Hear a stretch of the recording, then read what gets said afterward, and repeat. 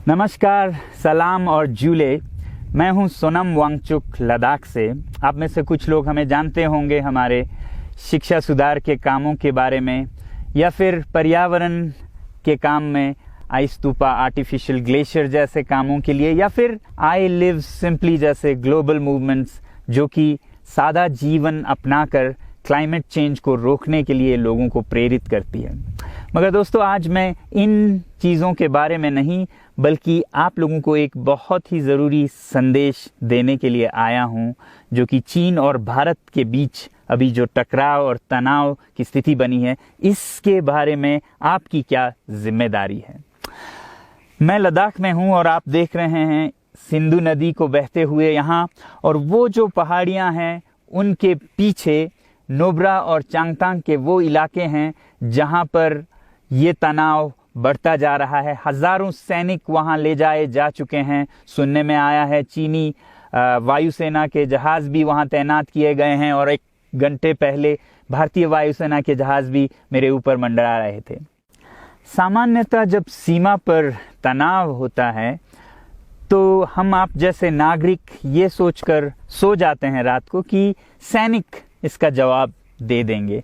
मगर मैं आज आप लोगों को ये ज़रूरी बात बताना चाहता हूं कि इस बार सिर्फ सैनिक जवाब नहीं, दो तरफा जवाब हो और उसमें नागरिक जवाब भी हो।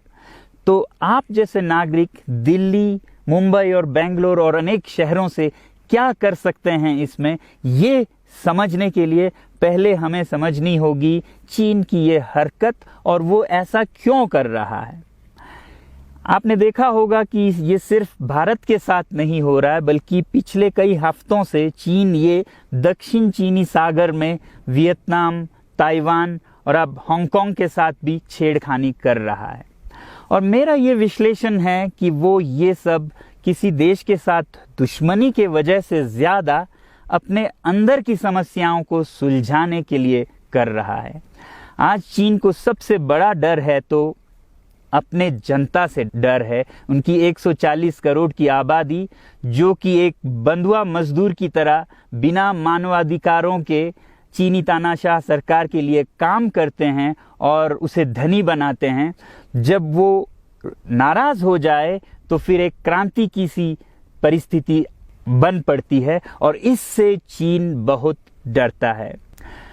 आज कोरोना के प्रकोप के बाद चीन में फैक्ट्रियां बंद हैं, एक्सपोर्ट्स बंद हैं और बेरोजगारी 20% तक बढ़ चुकी है। लोग बहुत नाराज हैं, क्रांति हो सकती है, तख्ता पलट हो सकता है। इसीलिए चीन पड़ोसियों से दुश्मनी करके अपनी जनता को अपने साथ जोड़ने में लगा हुआ है, और ये पहली बार नहीं कर रहा है। 1962 में जब भारत के साथ जंग की तो वो जंग भी उसने अपने जनता को संभालने के लिए की थी। तब 4 साल का अकाल और भूखमरी हुई थी, और इससे ध्यान हटाने के लिए ये जंग की थी। चीन के लिए अपनी जीडीपी और जो खुशहाली है उसे बढ़ाते रहना बहुत ही ज़रूरी है, और जिस दिन जीडीपी घट जाए वहाँ की जनता क्रांति के लिए तैयार है। मैं तो कहता हूँ कि इस बार भारत की बुलेट पावर से भी ज़्यादा वॉलेट पावर काम आएगी। जो नागरिक पैसा खर्चते हैं चीन के सामान को खरीदने में, ज़रा सोचिए, हम आप भारतीय उद्योग को मारकर चीन से मूर्तियों से कपड़ों तक हर साल 5 लाख करोड़ के सामान खरीदते हैं, और फिर यह पैसा आगे जाकर हमारे सीमा पर हथियार और बंदूक बनकर हमारे सैनिकों के मौत का कारण बन सकती हैं। तो इसलिए अगर हमारे देश के 130 करोड़ लोग और 3 करोड़ जो भारतीय बाहर के देशों में हैं, सब मिलकर भारत में और बल्कि दुनिया भर में एक boycott made in China movement या अभियान शुरू करते हैं, तो आज दुनिया भर में चीन के प्रति रोष है। हो सकता है कि सारी दुनिया साथ आए और इतने बड़े स्तर पर चीनी व्यापार का बॉयकॉट हो कि चीन को जिसका सबसे बड़ा डर था वही हो, यानी कि उसकी अर्थव्यवस्था डगमगाए और उसकी जनता रोष में आए, विरोध और तख्ता पलट। और अगर हम ऐसा नहीं करते हैं तो कितनी बदनसीबी की बात होगी भारत के लिए, ज़रा सोचिए। एक तरफ हमारे सेना सीमा पर जंग लड़ रही होगी और दूसरी तरफ हम आप चीनी सामान, मोबाइल से लेके कंप्यूटर्स, कपड़ों से लेके खिलौनों तक को खरीद कर उनकी सेना को पैसा भेज रहे होंगे, चीन की सेना को। ये तो हुई हार्डवेयर की बात। दूसरी तरफ हमारी युवा चीनी सॉफ्टवेयर, एप्स, गेम्स जैसे टिकटॉक, शेयरिट, इन सब में मस्त, उन्हें दूसरी तरफ से करोड़ों करोड़ों का पैसा भेज रहे होंगे। तो इसलिए बहुत ज़रूरी है कि हम एक नागरिक जवाब ज़रूर दें और इसे एक अभियान बनाएं, ग्लोबल मूवमेंट की तरह। ये बॉयकॉट मेड इन चाइना का जो अभियान है वो भारत के लिए भी एक वरदान साबित होगी। जैसा कि हमारे प्रधानमंत्री ने एक विजन हमें दिया था स्वावलंबन का, सेल्फ रिलायंस, वो तब हो सकता है जब हमारे अपने उद्योग फलें फूलें। और जब हम बॉयकॉट करते हैं इन सामान का तो अपने देश के उद्योग का, उत्पाद का हम प्रयोग करेंगे और उससे मजदूरों को रोजगारी मिलेगी और सारा देश खुशहाल होगा। बजट होगा कि हम और अच्छी तरह से टक्कर ले सकें सीमा पर भी। तो इसके लिए मैं आप लोगों से अपील करता हूं कि जहां तक ऐप्स और सॉफ्टवेयर की बात है तो हमारे युवाओं को एक हफ्ते में उन्हें अनइंस्टॉल करना चाहिए। Boycott made in China, software in a week and hardware in a year.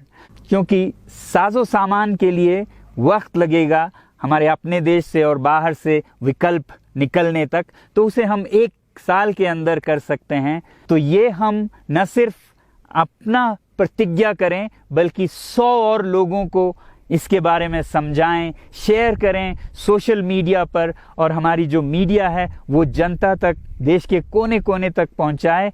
और जैसे ही इसका असर दिखने लगेगा, इंटरनेट से ऐप्स लाखों में, करोड़ों में अनइंस्टॉल होंगे, तो चीन को संदेश साफ जाएगा और यही एक तरीका उसे मेज पर पहुंचा सकती है जहां पर की बातचीत हो शांति की। तो जाते जाते मैं ये बता दूं कि मैं क्या करने जा रहा हूं। इस फ़ोन पर जो भी चीनी ऐप्स हैं उन्हें तो मैं 1 हफ्ते में हटा रहा हूं, बल्कि ये फ़ोन जो कि चीन में बना है इसे भी मैं 1 हफ्ते में अपनी ज़िंदगी से अलग कर रहा हूं। और 1 साल के अंदर हर वो चीज़ जिस पे मेड इन चाइना लिखा है उसे ज़िंदगी से निकालने जा रहा हूं। हमें चीन से, चीनी लोगों से कोई समस्या नहीं है, चीनी सरकार और उनकी रवैयों से समस्या है। जब तक चीन में परिवर्तन ना हो हमें ऐसा करना होगा। और आप लोगों से मैं अपील करता हूं कि आप अपने शहर में, अपने मोहल्ले में ऐसे इवेंट्स करें जहां लोग प्रतिज्ञाएं करें कि चीनी सामान का बहिष्कार करें जब तक चीन में परिवर्तन ना हो। और मैं सालों से कहता रहा हूं कि 21वीं सदी में देश के लिए जान देने की नहीं बल्कि जिंदगी देने की ज़रूरत है। लद्दाख में बढ़ते हुए ये देश के लिए जान देने का कारोबार बहुत देखा, और जहां एक तरफ मैं सलाम करता हूं उन लोगों के लिए, उन लोगों को जिन्होंने देश के लिए जान दिया, मगर इस 21वीं सदी में मेरा ख्याल है कि देश के लिए जान देने की नहीं, जिंदगी देने की ज़रूरत है।